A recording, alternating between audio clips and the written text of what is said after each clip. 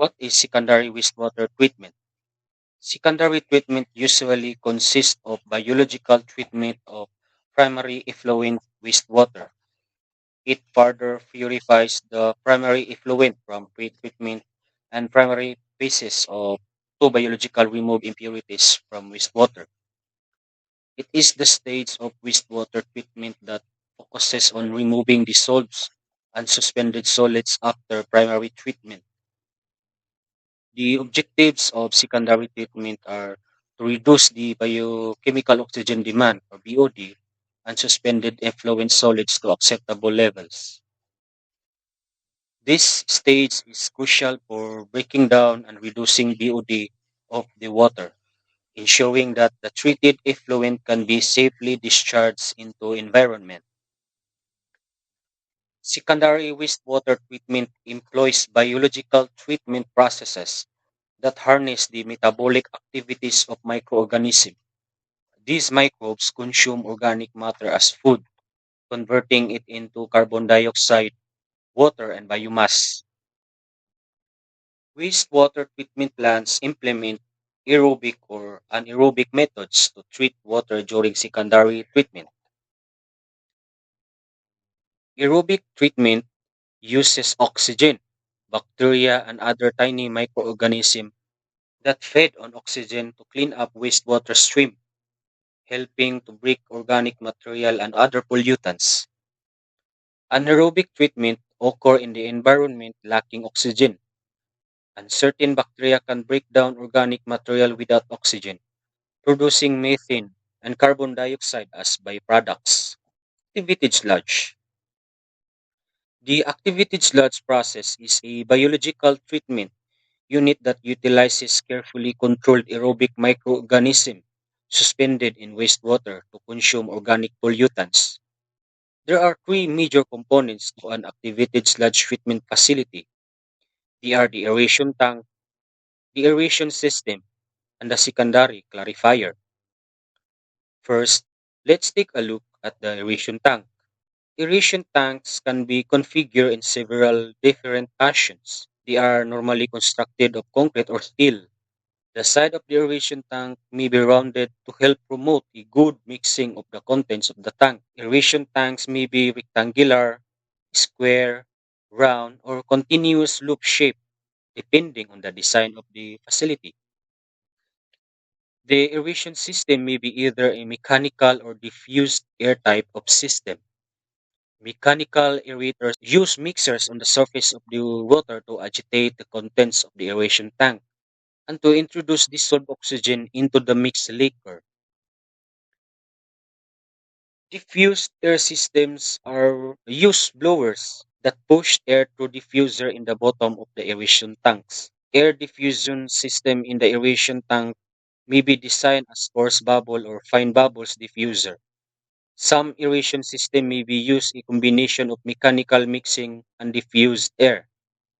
In any event, with either mechanical or diffused system, the purpose of aeration system is to transfer dissolved oxygen into the mixed liquor and to mix the content of the aeration tank thoroughly. Now, let's take a look at the final major component, the clarifier. This unit will usually be constructed of concrete or steel and may be round, square, or rectangular, depending on the design of the system. In the clarifier, the hungry activated sludge microorganisms are allowed to settle to the bottom, while the clear treated wastewater is decanted over effluent wares. The settled microorganisms are then either returned to the aeration tank or disposed of as waste activated sludge. In any event, the activated sludge is removed from clarifier by means of the sludge collection mechanism that may utilize pumps, airlift, differential head, or a siphon mechanism to remove the activated sludge from the clarifier. Several operational parameters influence the performance of activated sludge process. These include dissolved oxygen concentration. Maintaining the correct level of dissolved oxygen in the aeration tank is crucial for the survival and efficiency of aerobic microorganisms. Low dissolved oxygen can lead to a poor microbial activity and incomplete degradation, while excess dissolved oxygen may waste energy. Sludge volume index. Sludge volume index is a measure of settling characteristic of sludge. A low sludge volume index indicates that sludge settles well, while a high sludge volume index suggests poor settling, which can lead to operational problems such as sludge bulking. Sludge retention time, or also called main cell residence time. This refers to the average time that microorganisms stay in the system. This affects microbial population dynamics and treatment efficiency. Longer sludge retention time allows for the growth of slow-growing microbes like nitrifiers, while shorter sludge retention time helps remove easily biodegradable organic matter. Food to microorganism ratio. F to M ratio is the amount of organic matter relative to the microbial population. It is an important control parameter because it influences microbial growth and the efficiency of organic degradation. Now, let's take a look at the different types and modes of activated sludge system used. Example includes conventional activated sludge, extended aeration, contact stabilization, steep fed, oxidation dates, and sequential batch reactors. In the conventional activated sludge facility, the wastewater enters the aeration tank at one end and exits through the other. In most cases, the effluent wastewater has passed through a primary treatment before entering the aeration tank. The return activated sludge usually enters the aeration tank at close to the same location as the effluent wastewater. The detention time in aeration tank is usually 4 to 8 hours with an F to M ratio between zero point 0.2 and zero point 0.5. After aeration, the flow passes into the secondary clarifier where the hungry microorganisms settle out and are either returned or wasted. The extended aeration activated sludge process is most commonly associated with package plant.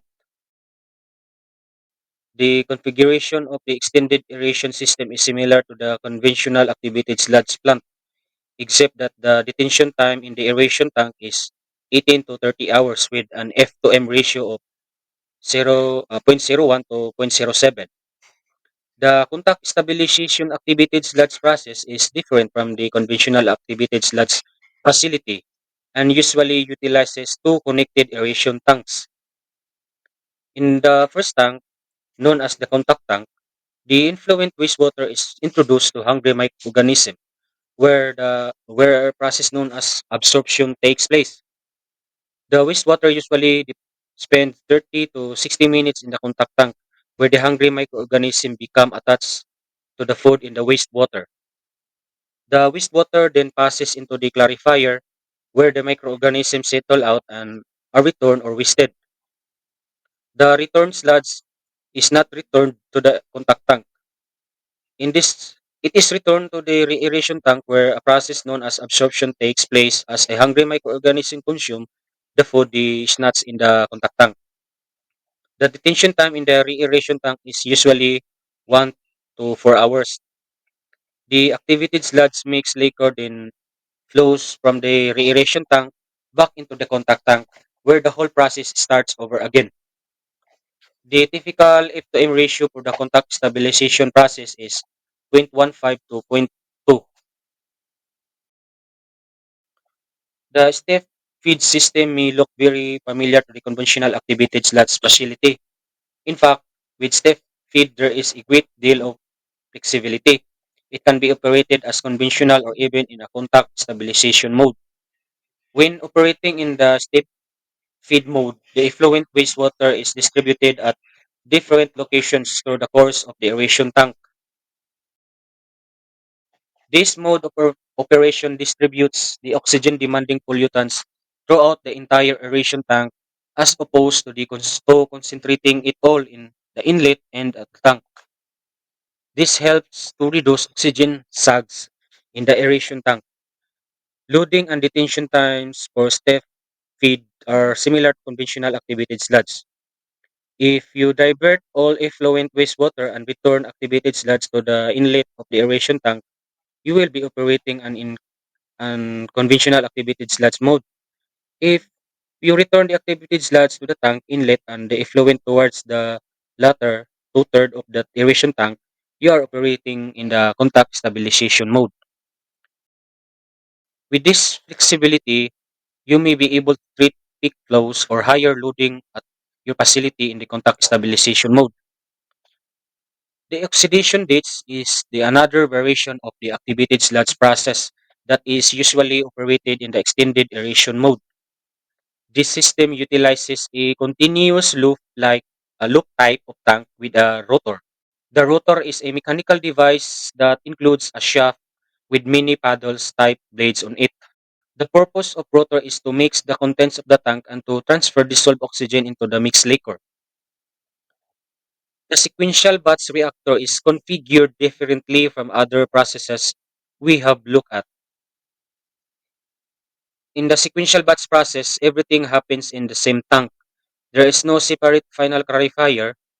There are usually a series of several tanks at a sequential batch type of plant, with each tank at a different stage of treatment. There are four basic sequences to a batch reactor. The filling mode, where the raw wastewater enters the aeration tank. In this mode, the contents of the tank may be mixed and aerated as well. The mixing and aeration mode, when the tank is full and the microorganism feed on the pollutants in the water. In this mode, no wastewater is entering or exiting the aeration tank.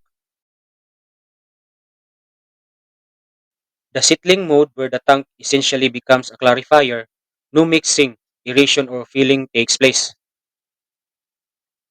The decanting mode, where some type of decanting devices lowers into the tank and removes the treated wastewater from the aeration tank. Usually, sludge is wasted from the tank in this mode as well.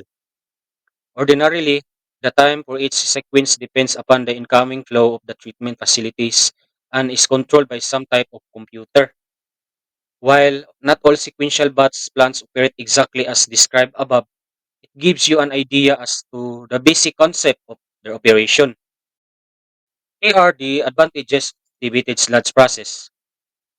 Activated sludge has a high treatment efficiency as it is capable of achieving significant reduction of BOD, 85 to 95% removal efficiency, total suspended solids and nutrient levels. Activated sludge is adaptable as it can be modified or scaled to be treat different types of wastewater and meet varying regulations requirement. Activated sludge is flexible as it can handle very varying organic loads, flow rates, and wastewater characteristics. However, activated sludge has known disadvantages. Activated sludge is known to be energy intensive as the process requires significant energy input, particularly for aeration, which is a major operational cost. Activated sludge system produce a large quantities of sludge which requires further treatment and disposal. It has also poor settling of sludge, often caused by excessive growth of filamentous bacteria, can lead to operational problems and inefficiency. It is also sensitive to environment changes. Variation in temperature, pH, or toxic substances in the influent can affect the performance of microbial community. Another type of aerobing system used in secondary wastewater treatment is trickling filtration. Trickling filters and rotating biological contactors are carefully controlled biological processes that utilizes aerobic microorganisms to consume colloidal and dissolved organic matter from the wastewater. Removal of colloidal and dissolved solids is necessary to reduce the BOD in the wastewater.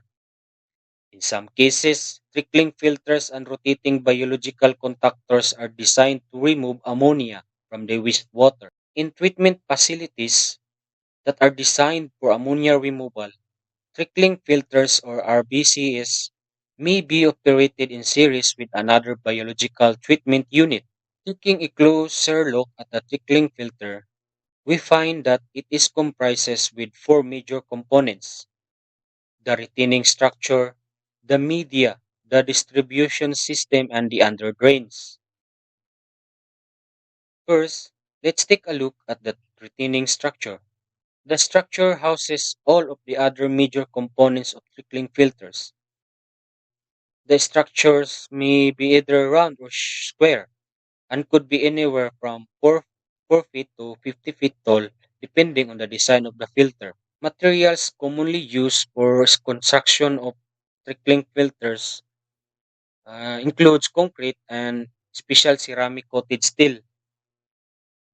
The structure should be inspected regularly and repaired if necessary. Care should be taken to prevent excessive weed growth around the trickling filters structure, as this provides an excellent place for filter flies to congregate. Next, we will look at the media in the trickling filter. The media provides surface area for microorganisms to grow and feed on the organic matter in the wastewater. In all trickling filters, the media is either a stock type or random dump type of media such as rock. Random dump type should be uniform in size to facilitate airflow through the media. As the name suggests, this media is dumped into the filter up to the desired depth. Random dump media may also be made of plastic or other materials. Stock media is generally a plastic media that comes in sections that resembles hay bales. This media is carefully stuck in several layers within the trickling filter. In most plastic media, the top layer has some sort of ultraviolet protections to avoid deterioration due to sunlight. All media should be examined for sign of deterioration. Deteriorating media can lead to poor operation and septic condition within filter. The media should also be kept free from debris. Looking at the distribution system, we see that it may be either a rotating or mixed orifice type of system. In either case, the job of the distribution system is to evenly distribute the water over the filter media. Rotating distributors are usually powered by the jet action of wastewater discharging from the orifice. The rotating distributor may be either or four arms. The orifices are usually adjustable and are equipped with splash plates to evenly fan the wastewater over the media. The orifices are closer together as you get to the outer part of the distributor to facilitate an even distribution of wastewater over the entire bed of media. In some cases, there may be orifices on the reverse sides of the arm to act as reverse thrusters to control distributor arm speed. Most distributor arms have end plates that can be lifted to flush out debris. It is important to keep the flow through the distributor arm unrested. Keeping the orifice clean is important for proper operation of the trickling filter in both fixed and rotating distribution system. Finally, let's take a look at the under drain system. It is the system that supports the media, facilitates the collection of wastewater under the filter media, and allows for airflow up through the media. The under drain system should be kept free from debris to allow the wastewater to flow unrestricted out of the trickling filter. If the wastewater backs up in the under drain system, it could trap airflow and lead to septic condition within the filter. Treatment mechanism in trickling filter can be broken down into series of biological and physical processes, such as wastewater distribution, organic matter degradation, nutrient removal, and sloughing. The effluent wastewater is distributed over the surface of the filter media in a controlled and uniform manner. The thin film of wastewater that flows over the biofilm provides the microorganism with both organic nutrients and oxygen from the surrounding air. As wastewater flows over the media, the microorganisms in the biofilm absorb and degrade the organic pollutants, converting them into carbon dioxide, water, and new biomass. The primary degradation process is aerobic, requiring oxygen to break down the organic compounds. The microorganism metabolic activities lower the biological oxygen demand and chemical oxygen demand of the wastewater. In certain trickling filters designed for nitrification, a process of converting ammonia into nitrate, the system can also be used for biological removal of nitrogen. In these filters, specific nitrifying bacteria such as Nitrosomonas and Nitrobacter are responsible for converting ammonia to nitrate, a process that requires longer contact times and adequate oxygen supply. Over the time, the biofilm grows in thickness due to microbial reproduction and the accumulations of solids. Once the biofilm becomes too thick, parts of it break off or sloughing and are washed away with the effluent.